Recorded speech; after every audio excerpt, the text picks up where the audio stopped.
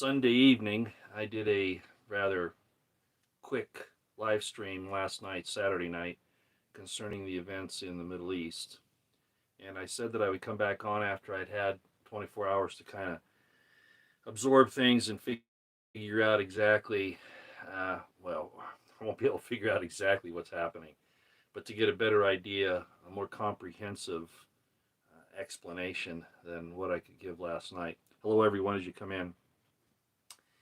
And I'm trying the Wi-Fi in the house here, which, as most of you know who follow me, is kind of sporadic, and the signal may not be that good. But I wanted to try to use it instead of the regular phone connection with the internet. So hopefully everything will be okay as far as this is concerned. I already broke my mount just a few seconds ago, but it looks like it's still holding up. All right. Well, I shouldn't be exhibiting so much levity. This is a very serious time. A lot of horrible things have been happening over the last, well, decades, really. We could go all the way back to the events following the 1963 uh, assassination of JFK, and even before that, with the establishment of some of the intelligence agencies that even Truman regretted.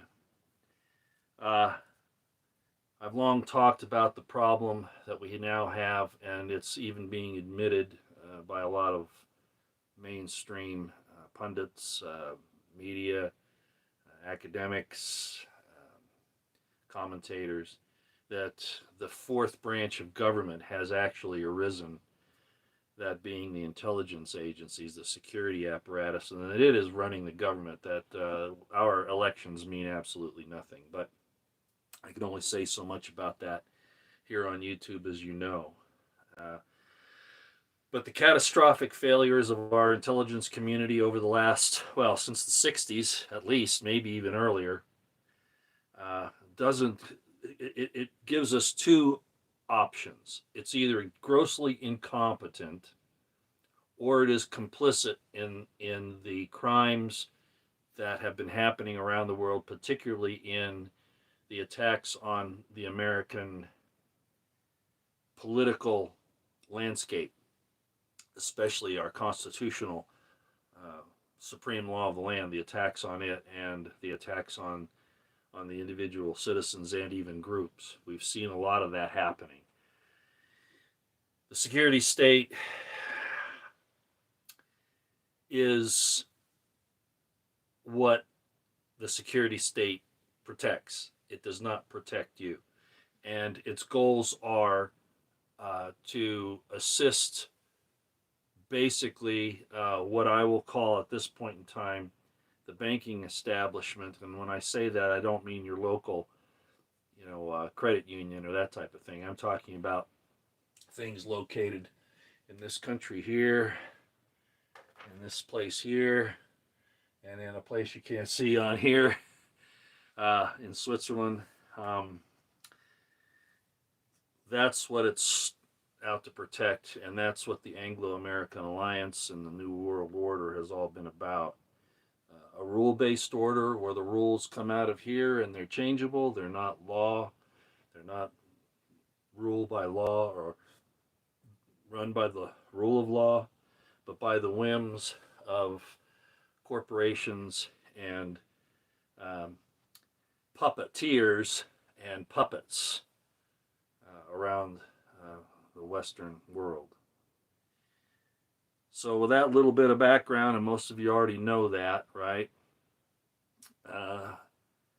You notice that all the events in the last few days have tried to pull us away from the crimes of Joe Biden and his family, the other things that have been happening surrounding that entire problem, where we've had congressional people trying to get to the bottom of it because the DOJ has refused to, if not investigate, at least not do anything about the corruption and the crime and the treason that they know exists, because our state apparatus, again, is not about protecting you, it's about protecting its interests. So a lot of attention has been drawn away from that to some extent.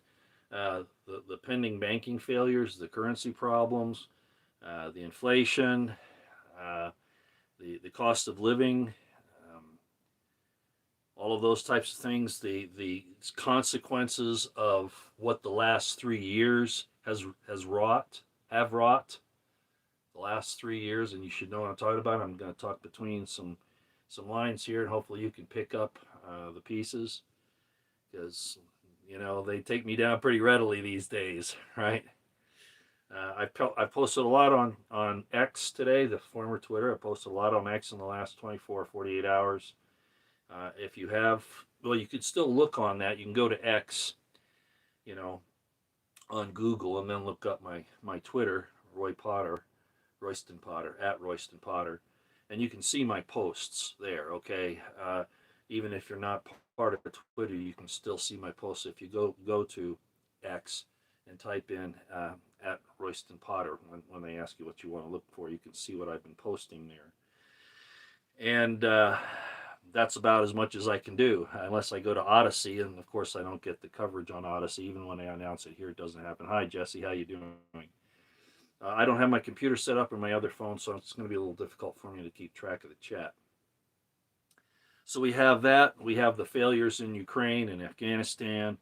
We have the problem at the border where the very thing that just happened in Israel pretty much has been going on here for some time. It's just that it hasn't kicked off yet.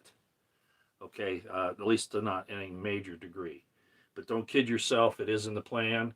As I've mentioned, and I said it on a post today or two, these things have been talked about, and it wasn't about the Civil War they were discussing, but back in the 1800s, the secret societies were saying how they were going to take down America and destroy Christianity and instill their new religion. This has been going on since the mid 1800s. Again, they weren't referring to the Civil War, the war between the states. They were referring to this other thing. And we're there. They've been working on it pretty hard here lately, and it looks like it's pretty much on course.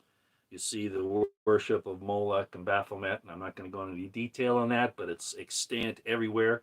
I hear people saying, well, some of this new trendy stuff is starting to wear off on people, and they're starting to back away from it. Well, guaranteed that it will be forced down your throat again. Okay, it's not going away. Not now. They've come too far. They've got their new world religion worshiping Baphomet and Moloch, and they're not going to let that go away. They've got their colors, their ensign now, and if you say anything bad about it, you're full of hate speech. Not that they aren't full of hate speech when they attack your what I'm going to call conventional life. They're going to call you names and say hateful things about you, but you can't talk negatively about their program. Okay, so that's going on. The situation, of course, with BRICS and that whole thing with Russia and China and all those nations pulling away from the dollar, even Saudi Arabia, who's been trying to get out of this, and that's an interesting connection to what's going on in Israel right now, because Saudi Arabia and Israel were supposed to have a pact. You remember the Abraham Accords and all that whole business that was going on there. Well, this throws a wrench into any idea of Saudi Arabia trying to pull away. I don't know what's going to happen with this, but this is a multi-pronged attack.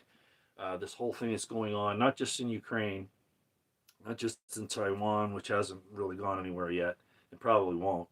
But of course, this thing that's happening over there in Israel is definitely a part of this whole program. And so you throw all of this into the mix, and you start looking at what I call the estimates of the situation. It's a military term when you're doing operations plans, operations orders, and you have an intelligence summary and some other things. You put all this together and you start putting pieces together, and you're not always 100% right. You can't be, because you're not in the mind of the enemy, right? But you can kind of get a good idea, kind of the order of battle. Oil will spike, yeah, it will, Jesse. That's true. Which is another thing, right?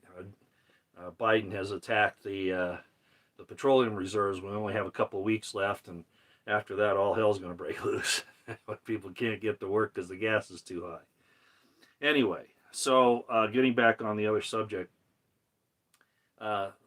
nothing's exact. It's all fluid, and so a lot of people will complain when somebody who uses these techniques and these tools isn't spot on 100%. Well, it's impossible. Okay, what you do is you take the predominance of the information, and then you make your estimate of the situation, and then from that you do what's called war gaming. You come up with different courses of action, and you find out which one may or may not work, and then you go with the one that you think has the most likelihood of being successful.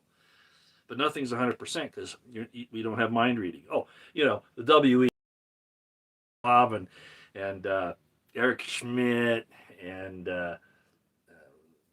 Noah Ferrari and all those people. Oh, they want to get in your mind. They want to know what you're thinking. They definitely want that, and that they're working on it. But they don't want you to have any free agency and all that, which is another part of this whole program. So, we're not always 100% right, but we're pretty close. And I've been talking about this particular situation for quite some time. I didn't know exactly how it was going to unravel, but let's talk a little bit, not forgetting all the other things that are happening, because that's part of the plan with this, causing this situation here in the Middle East that is so dire. And so, Ukraine's horrific too, but at least that's in a conventional sense. Pretty much, it's pretty much a conventional war there. As bad as it is, as tragic as it is, and what caused this all in the first place were again these people right here, right here.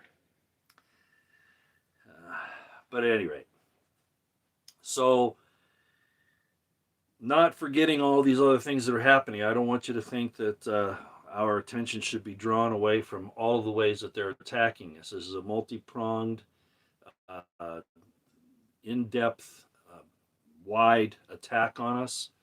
And every time, and I said this before, every time you think you have one thing resolved, or even before you can get all the information on one thing, you get hit with something else. In the principles of warfare, that's called mass.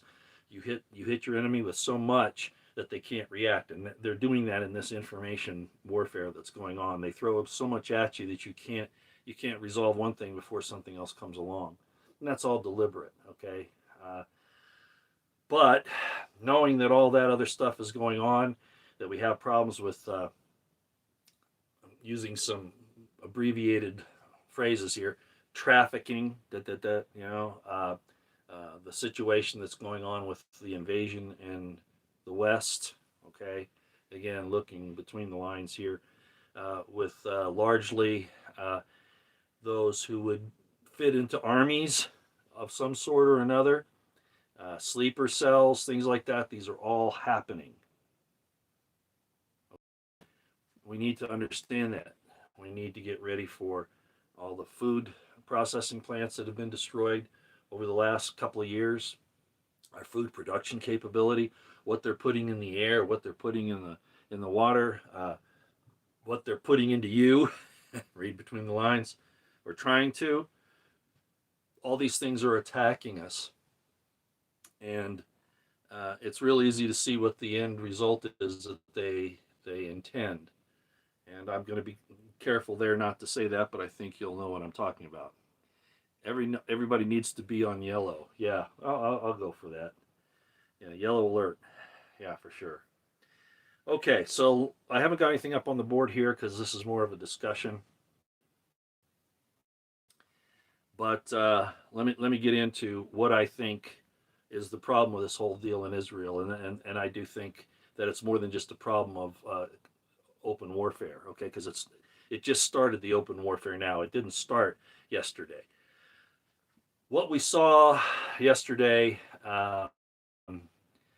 was basically a coordinated terrorist attack.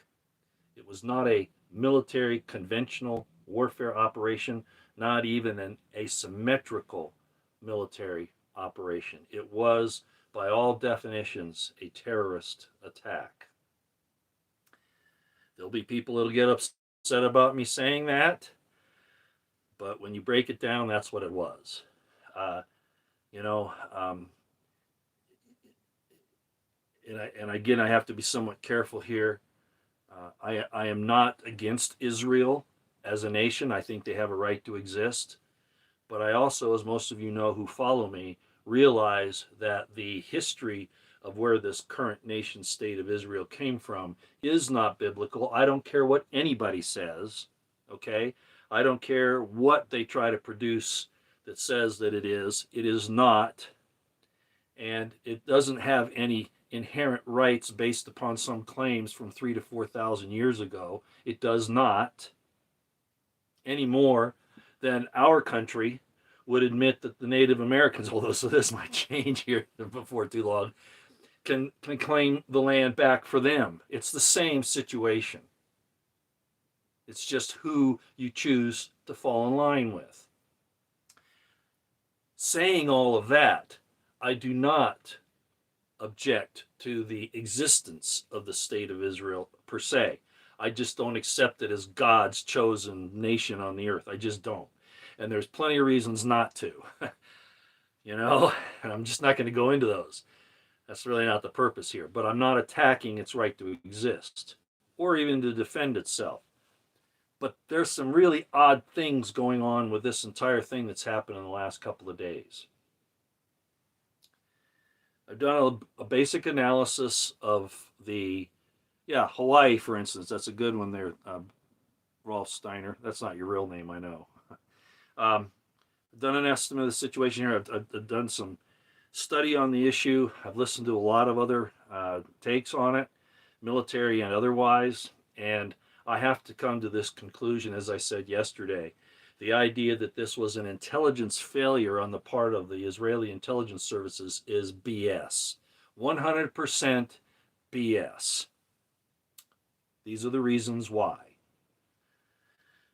First off, if they weren't aware of what I'm going to talk about here right now, they're either fully incompetent, like I said, the problem with the CIA and RIC in the United States, they're either totally incompetent or they are complicit in this overall situation to take down the nations of the earth and put them under one rule. Okay, it's one or the other. It's not even about protecting. They're not even trying to protect the people of Israel. They're not even trying to do that. And what happened over the last 3 years with the experimentation that Netanyahu did on them for a well-known company proves it. Okay? They're just cattle as far as the leadership in Israel is concerned. But getting back to this intelligence failure, I call it BS, and here are the reasons why. We see how large it was. We're talking about thousands that belong to these forces that have crossed over into Israel. Thousands. We see the preparation of the hang gliders, the procurement system, the logistics that were behind this thing, the weapons, the vehicles, the food, the logistical movement forward, all those preparations. You see the fact that weapons were disappearing, that we know were disappearing out of Ukraine. And then I thought it was funny, a couple of us mentioned the fact that some of those weapons left at Bagram Air Force Base in Afghanistan, likely, some of them at least, made it to these terrorist organizations. We were laughed at, and people were saying that's ridiculous. Well, now even Israel is saying that they think that that's the case. Now, that could all be scripted, but I wouldn't doubt it, okay, that they are. Certainly the ones that have been missing from Ukraine, the money that's been missing from Ukraine, not just the $6 billion that people are saying Biden gave it to Iran. That's not really what happened. It was their money and he just released it. But regardless, they're getting logistical and monetary support massively, okay? I'm also not here to say that, well, I can't even go there. I can't even go there. Let me just stay on this part of the topic. Then maybe I'll get enough courage to say the last thing that might probably get me thrown off. My point is that these are signatures. They call them intelligence signatures. You don't have to have the whole story. You can piece it together. And if this intelligence service, which is supposed to be, the security for Israel is supposed to be the best in the world, right? The very best in the world, with their dome, their Iron Dome, and their cyber warfare capabilities and the weapon systems they get from the U.S. and the satellites, the intelligence information we give them, all of this. Do you really think that the amassing of these, I'm not going to call them troops, I'm just going to call them forces, because I don't like thinking that this was a military, I don't want to call it a military operation. When you target women and children, civilians, unarmed people, and shoot unarmed people, you're not a soldier. You're a murdering coward. I don't care if you're Hamas. I don't care if you're American. I don't care if you're Ukrainian, Russian, or Israeli. You shoot unarmed men, women, and children. You're a coward and a murderer and a terrorist. When you target them, collateral damage, that's bad enough. As far as I'm concerned, you're going to go to hell if you kill an innocent person by accident, in my understanding of the theology. But when you deliberately do it, you're a murdering coward, and I don't care who you work for. Now, they may have justified it, Hamas may have justified it in the fact that all these people that they attacked, not so much the elderly, but all the others, in Israel, they're considered military, they have a military availability. But you still don't shoot unarmed people that are not in a military formation, military headquarters, military whatever. At a rave, in the desert, at a music festival, that's terrorism. That is cowardly murder. Same goes for everything, almost everything else that happened there. I would say, even when they went after some of the IDF, there's some questionable things that are going on there. Okay? So when you wrap all this together, the amount of preparation that this operation demanded, there is no way in hell that not just the Israeli security services, but the UK and the United States didn't have some of this available to them and could see that something was happening. There is no way in hell. Both human intelligence, satellite intelligence, watching logistical movements, all of that. There's no way they could have missed it. They may have missed one small piece here and there on specifics, but the overall thing, there's no way they missed it. So it leaves those two conclusions. Either they're totally incompetent and they've been a paper tiger all these years and they're really nothing to worry about, or something else was going on here. And I think that the leadership of Israel knows what they did, and I'm pretty sure why they did it. Kind of what I said beginning here. The Western governments are really in trouble. The people don't trust them anymore. There's dissension even in Israel because of some of the things that have happened lately. There is the problem with the money system. There is the evidence that there are crimes committed by these politicians that are heinous and not just isolated, but frequent. And that the security and law enforcement agencies of these governments cover up for these crimes of these people, but they'll come after you for spitting on the sidewalk because you're what they want to control. You're who they're afraid of. If you stand up and if you find out what's going on and you stand up and you call them out, that's what they're afraid of. And so they've got to keep you occupied with all this other stuff. Now, having all these people maimed and murdered by Hamas, I think the Israeli intelligence services knew that that was a very high probability. But they didn't care because they have a bigger agenda.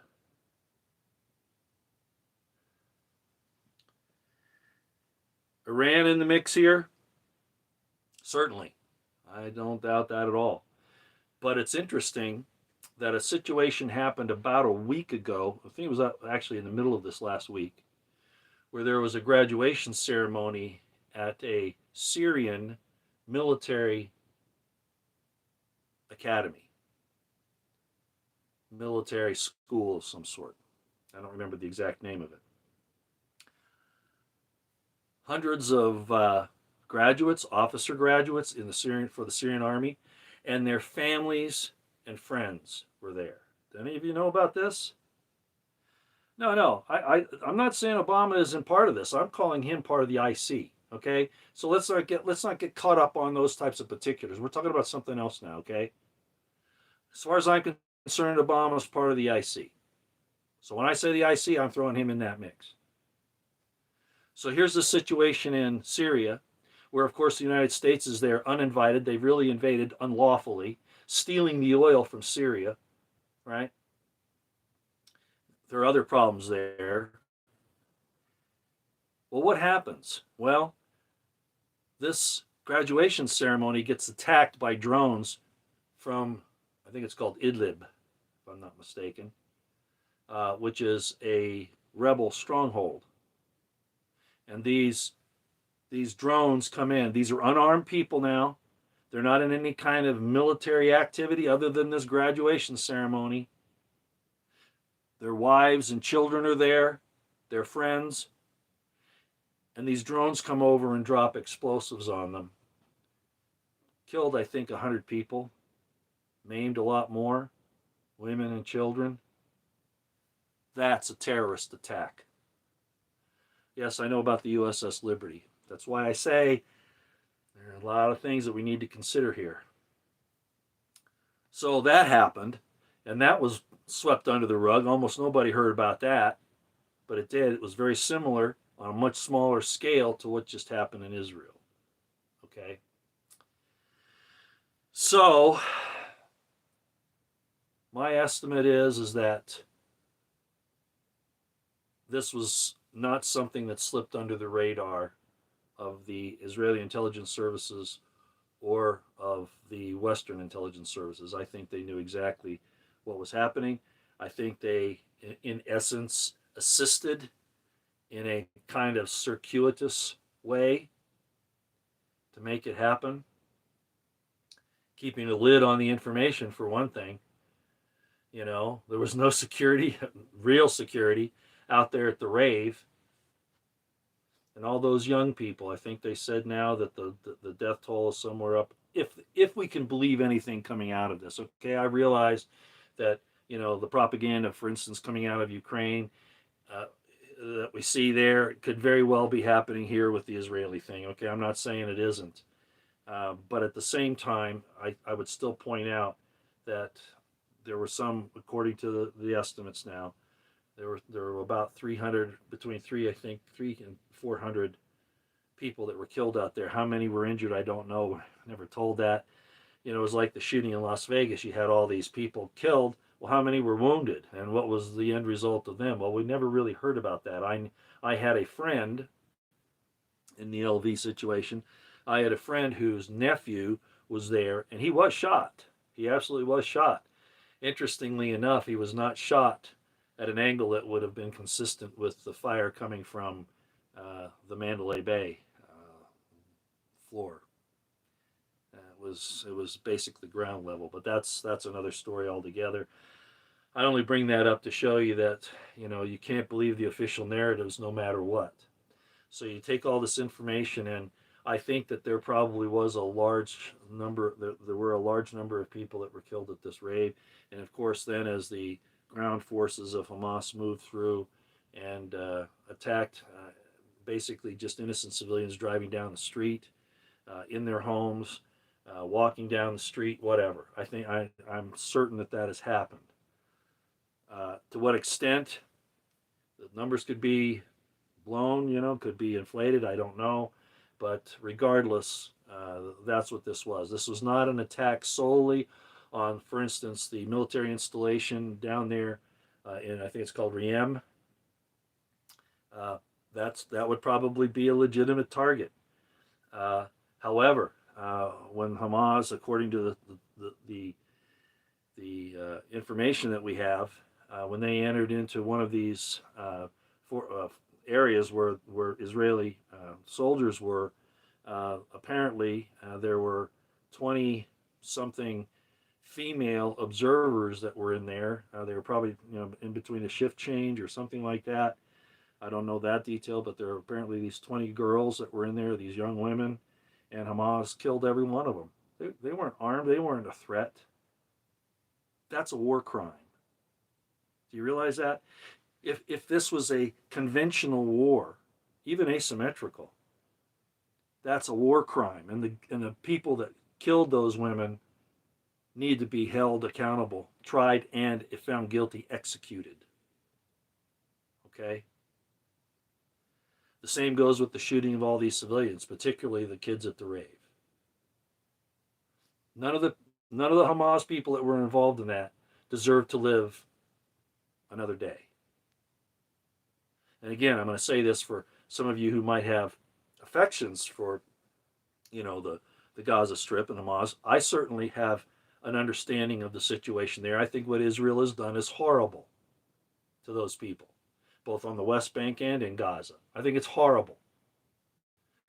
I got somebody saying the other day, it's not apartheid. It's not apartheid. Well, no, it's probably worse. I think it was called I forget the name of it now, the actual word for when the United Nations gave Israel the go ahead, the people who became Israel, to go in there, and they basically assaulted the Palestinians that were living there at the time and threw them out of their homes and then commandeered their homes, took them over. That happened. It's called the Nakaf or something like that. I can't remember the exact name. That what if it wasn't Hamas? Well, it was. Okay, I'm certain of that. Hamas run anyway. So, the story behind all this is really bad. I understand the situation that Israel has put these people in, the dire circumstances that they have. But I know that Israel has mistreated. I've seen them do it. I keep in touch with Patrick Henningsen, who's he's an American, but he lives in London.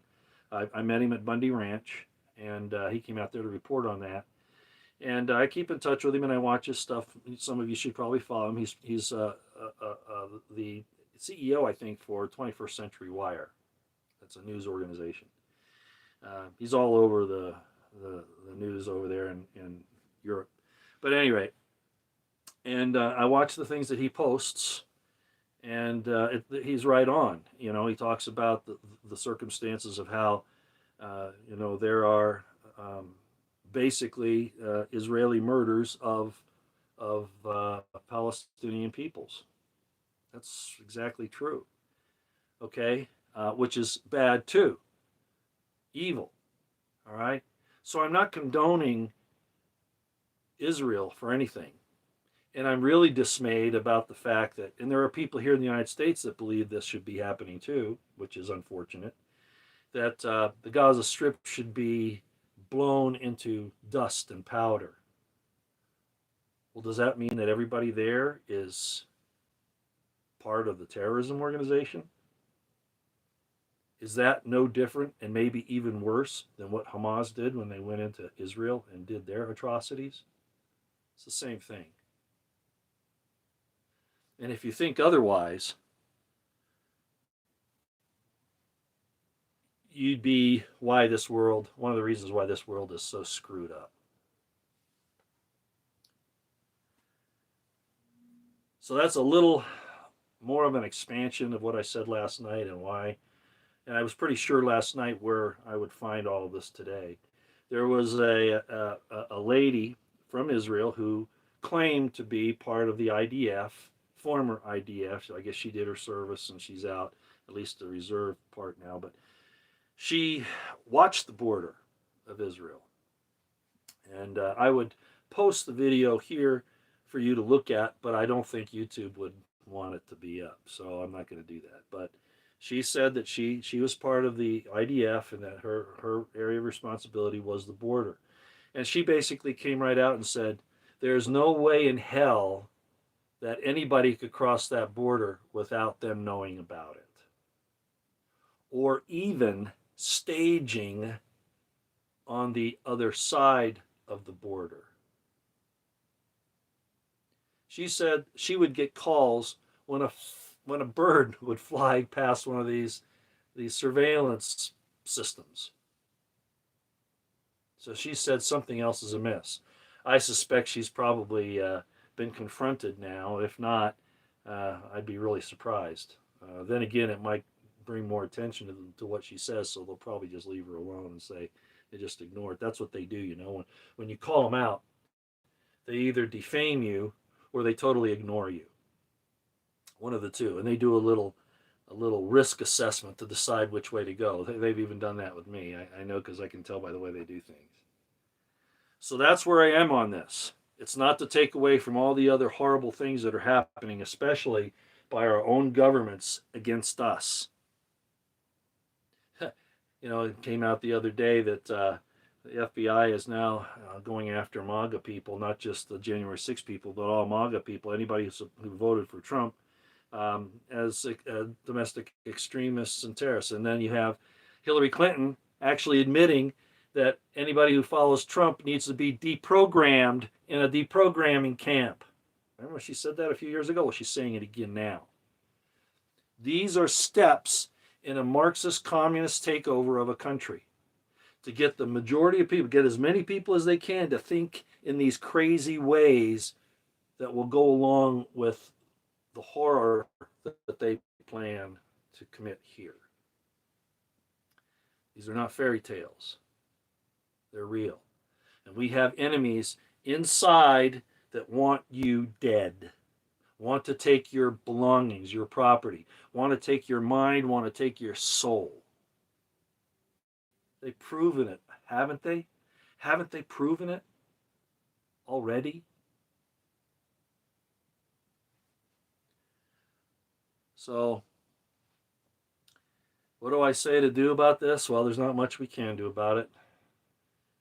I have, again, asked people, especially people in positions of some horsepower, to get to the governors of the states and put into place state sponsored, controlled militias, not the National Guard that's beholden to the feds, but state militias that are controlled by the governor and the county sheriffs,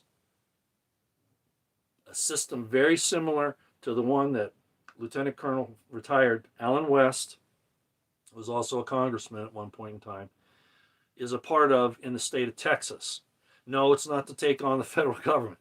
It's to do things that the federal government refuses to do, like if we start getting attacked internally by these infiltrators, kind of like what's happening in Israel, we'll have organized, trained, equipped, financed units that can respond immediately and not wait for these AHs in DC to give, oh yeah, okay, now you can do it. Don't hurt anybody. You know, they can kill you, but don't you hurt anybody because we'll come after you. You need to be covered by competent state authority. So if you know people that are in positions of horsepower, in the halls of power, I'm talking about governors, county sheriffs, people like that, contact them, even if it's a tweet or a post on X, and tell them that it's time to do this. It's not un-American. It's in the Constitution. Because we don't want to see what happened in Las Vegas or now in Israel, especially that music festival rave, almost an exact copy of Vegas in so many ways. We don't want to see that happen without the enemy knowing that we have the ability to respond and destroy them. And if they want to attack unarmed, non-threatening, just people trying to live their lives, men, women, and children, to try to force the state to do what they want, that's terrorism. It's cowardly murder, and they deserve extreme punishment. Okay, that's my take on what you see happening in Israel. The Israeli people have been betrayed by their government, by their intelligence agencies, and by their government. They don't want to go. The government doesn't want to go after Hamas, um, Gaza Strip, Iran, and maybe even the West Bank to protect Israeli citizens. They want it to secure their power, their control, or what happened this weekend would never have happened because all of the signatures about it going to happen were there, and the defensive forces could have reacted sooner and prevented this. I am absolutely 100% positive about that. Somebody says, well, they're blaming Iran already. Well, that was part of the reason for this. They want their war with Iran. Remember, the military-industrial complex and these idiots like Lindsey Graham in Congress, in the Senate there, they want this stuff. This is their bread and butter. They get off on sacrificing people to their gods in mass. Those emblems that you wear on your uniforms, those are all occultic. All of them. All of them are occultic. They're not just unit designations. They have occultic meanings. And they're not good. Okay? They're not. All right. I think that's all I've got for you. There's probably something I'm missing, but I think I covered all the bases. The bottom line, as I've already said, the bottom line is that there's no way that this was an oversight of the intelligence services, that this was either intentional. Well, I don't think it was incompetence. I think it was an intentional overlook so that they could have their 9/11. Remember what happened in New York. If you believe this, I got to be careful how I say it. But remember, Cheney told when he reported that there was supposedly this plane coming in or whatever it was, he said, ignore it, right? And he even told the guy, shut up. I told you, forget it. And then there are other anomalies surrounding that as well. Okay, all the surveillance systems were shut down that day. No jets were scrambled. All the same sorts of things that we see happening in this situation in Israel this weekend happened on 9/11 in the United States. So Israel just copied it. The intelligence communities there and the evil leaders, you can name them if you want. I'm not going to. They had a good blueprint on how to proceed, and it was almost exact, with a little extra thrown in with the Las Vegas shooting with the situation at the rave. By the way, there were people that said that there were helicopters involved in the shootings in Las Vegas. To this day, I'm still not absolutely positive about that, but both Monograph and Shepard Ambellas and a few others actually did the work to say that, yeah, there were helicopters up that night. And yeah, it's very likely that possibly there were some airborne assault weapons being used from helicopters. Not all of them, because like I said, my friend's nephew was obviously shot on the ground, but or from a ground position, and certainly not from the Mandalay Bay. So there we have that, and then you have the situation with the hang gliders coming in over the rave. All right, a lot of similarities. So that's where I think this is. In the end here, what we need to do is realize that we can't trust anything coming out of any official narrative from any place. I don't care who it is at all. You have to be careful even with my stuff. I mean, I'm not 100% right. I said that already, right? I said this is putting all this stuff in, stirring it up and seeing what comes to the surface and what makes sense, all right? What repeats, what you see making connections. All right, that's what I've done in the last few days. I use what's called a decision matrix. I might as well show you what that is. I can draw on the board for that. This is a simple one, but what you do is it looks like a tic-tac-toe board, kind of like that, And then you put all the elements that you're looking for, you list them on this side, whatever they are, forces, logistics, I'm just using general terms, uh, uh, financial, that kind of thing, whatever those are.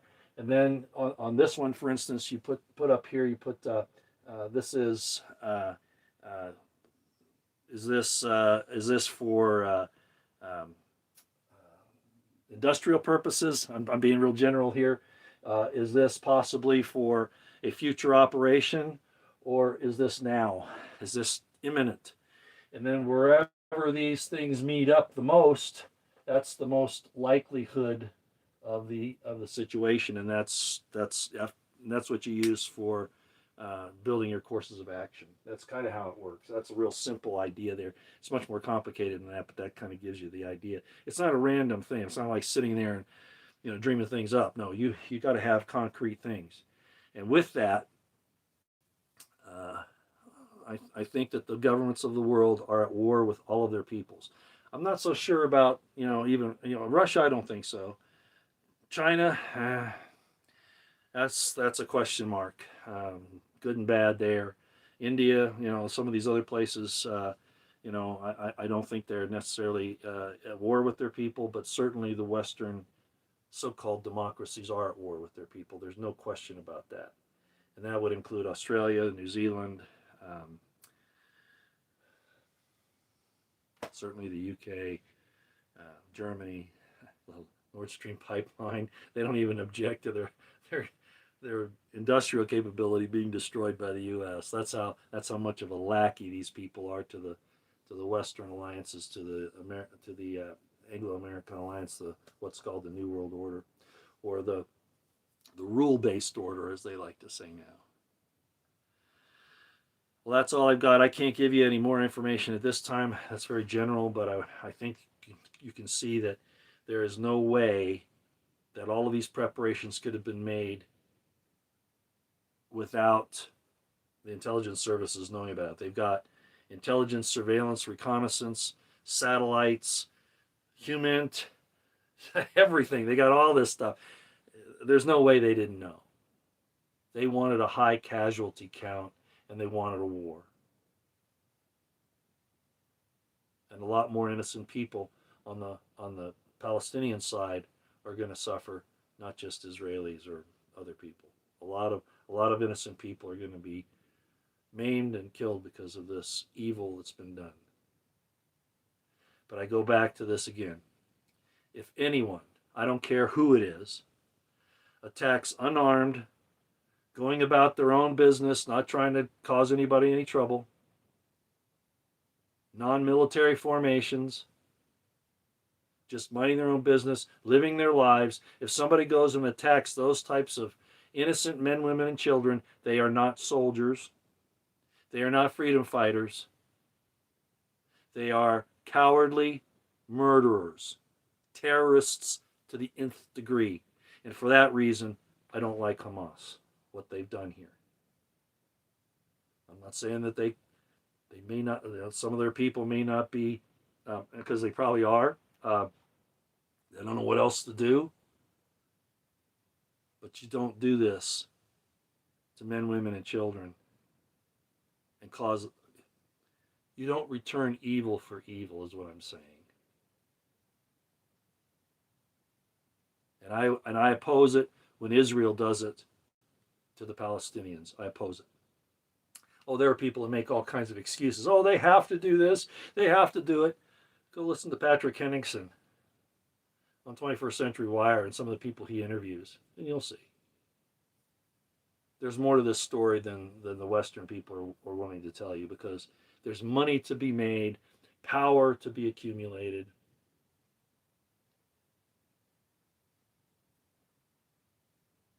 Elimination of millions of people to be accomplished. All right. I should take some questions, but it's getting warm in here with the lights. Could have opened the window, but I think it's time to go. I think I've given you a pretty good rundown. Thanks for coming. I'll try to do something a little more uplifting next time. I don't really know what. Like I said, I pretty much said everything I ever wanted to say. I didn't really want to get into these things where I talked about specifics because I talked about the general so much that even this situation here, you can put in what I've talked about in the past. It still fits. But regardless, this one, I think, for the circumstances, needed to be addressed the way I have today.